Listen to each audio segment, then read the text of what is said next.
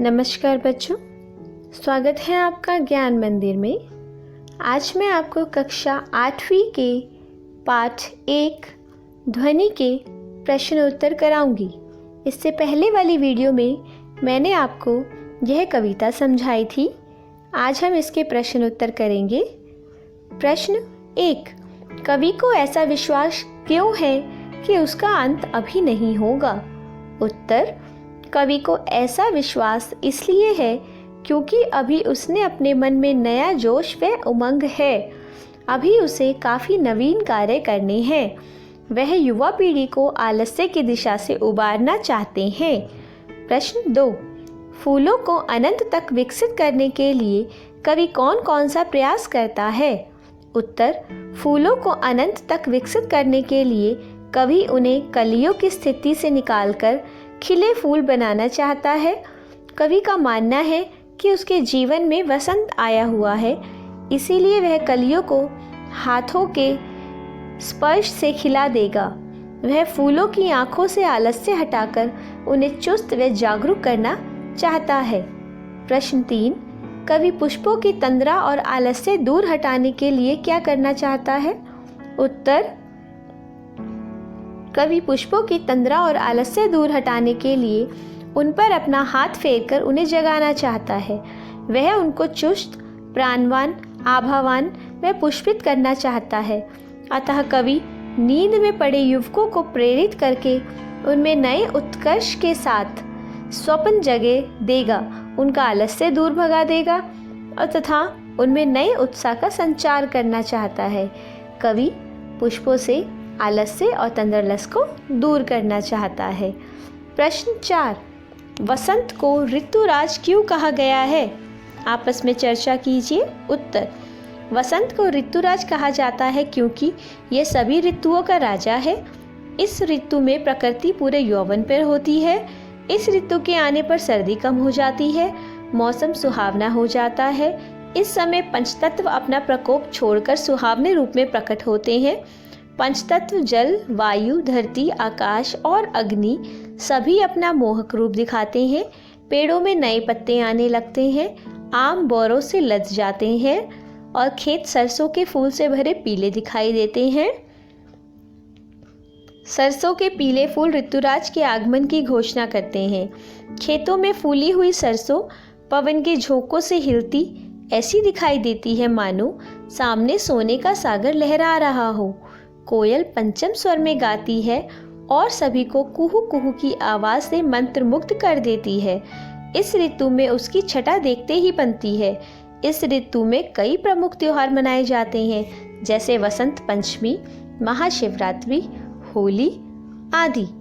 प्रश्न 5, वसंत ऋतु में आने वाले त्योहार के विषय में जानकारी एकत्रित कीजिए और किसी एक त्योहार पर निबंध लिखिए। वसंत ऋतु में कई त्योहार मनाए जाते हैं, जैसे वसंत पंचमी, महाशिवरात्रि और होली। आप निबंध किसी के ऊपर भी लिख सकते हैं। मैं यहाँ होली के ऊपर प्रस्तुत कर रही हूँ और कुछ लाइंस आपको पढ़ के सुना रही हूँ। आप इसके अलावा भी अपनी इच्छा से भी यह निबंध लिख सकते हैं। हमारा देश भारत विश्व का अकेला एवं ऐसा अनूठा देश है जहाँ पूरे साल कोई ना कोई त्यौहार मनाया जाता है। रंगों का त्यौहार होली हिंदुओं का प्रसिद्ध त्यौहार है, जो फागुन मास की पूर्णिमा को मनाया जाता है। यह त्यौहार रंग और उमंग का अनुपम त्यौहार है। जब वसंत ऋतु अपने पूरे यौवन पर होती है, सर्दी को विदा देने और ग्रीष्म का स्वागत करने के लिए इसे मनाया जाता है। संस्कृत साहित्य में इस त्यौहार को मदनोत्सव के नाम से भी पुकारा जाता है। इसके अलावा आप होली से जुड़ी हुई कहानी भी इसमें लिख सकते हैं। और जो ही कहानी यहाँ प्रस्तुत की गई है कि होली के संबंध में एक पुरानी कथा प्रचलित है कि भगवान विष्णु के परम भक्त प्रहलाद को अग्नि में जलाने के प्रयास में उसकी बुआ होलिका अग्नि में जलकर स्वाहा हो गई थी। इसी घटना को याद कर प्रतिवर्ष होलिका दहन किया जाता है। दूसरे दिन फाग खेला जाता है। इस दिन छोटे बड़े, अमीर गरीब आदि का भेदभाव मिट जाता है। सब एक दूसरे पर रंग डालते हैं, गुलाल लगाते हैं, गले मिलते हैं। चारों ओर उत्साह, आनंद, मस्ती का माहौल होता है। ढोल पर थिरकते, मंजीरों की ताल पर झूमते लोग नाचते गाते हैं। और लेकिन हाँ, इसी बीच हमें कुछ ध्यान रखना चाहिए। हमारा कर्तव्य है कि हम होली का त्यौहार उसके आदर्श स्वरूप के साथ मनाएंगे और आपसी वैमनस्य, वैर भाव, घृणा आदि को जलाकर एक दूसरे पर गुलाल लगाकर आपस में प्रेम, एकता और श्रद्धा भाव बढ़ाने का प्रयास करेंगे। एक दो पंक्तियां मैं आपके सामने लिख रही हूँ। होली के अवसर पर आओ, एक दूजे पर गुलाल लगाएं, अपने सब भेदभाव भूलकर प्रेम और श्रद्धा बढ़ाएं। इस तरह हम होली का एक निबंध प्रस्तुत करते हैं। भाषा की बात। प्रश्न 1। हरे हरे पुष्प पुष्प में एक शब्द की एक ही अर्थ में पुनरावृत्ति हुई है।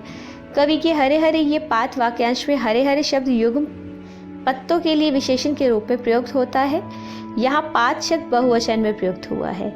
ऐसा प्रयोग भी होता है जहाँ कर्ता या विशेष्य एक वचन में हो और कर्म या क्रिया का विशेषण बहुवचन में। जैसे वह लंबी लंबी बातें करने लगा, वह लंबी चौड़ी बातें करने लगा। लंबी चौड़ी यहाँ विशेषण है। कविता में एक ही शब्द का एक से अधिक अर्थों में भी प्रयोग हुआ है। 3 बेर खाती है तो वह 3 बेर खाती है।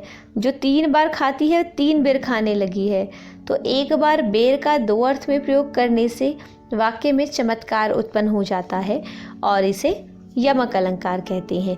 जब एक ही शब्द का किसी पंक्ति में 2 बार प्रयोग होता है और 2 अलग अलग अर्थों में प्रयोग होता है तो उसे यमक अलंकार कहते हैं।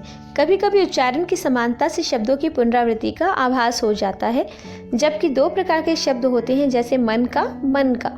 ऐसे वाक्यों को एकत्रित कीजिए जिसमें एक ही शब्द की पुनरावृत्ति है।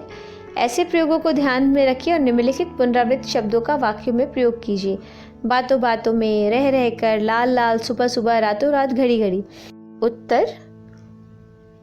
बातों बातों में कब घर आ गया पता ही नहीं चला। रह रह कर, कल रात से रह रह कर बारिश हो रही है। लाल लाल आंखों से पिताजी अमर को घूर रहे थे। सुबह सुबह, दादी जी सुबह सुबह ही पूजा करने मंदिर चली जाती है। रातों रात, ईश्वर की कृपा से रामन रातों रात अमीर हो गया। घड़ी घड़ी शिक्षक उसे पढ़ाई में ध्यान लगाने के लिए टोकते रहते हैं। इस प्रकार हमने पाठ 1 ध्वनि के प्रश्न उत्तर का अध्ययन किया। उम्मीद करती हूँ आपको यह प्रश्न उत्तर समझ आए होंगे। धन्यवाद।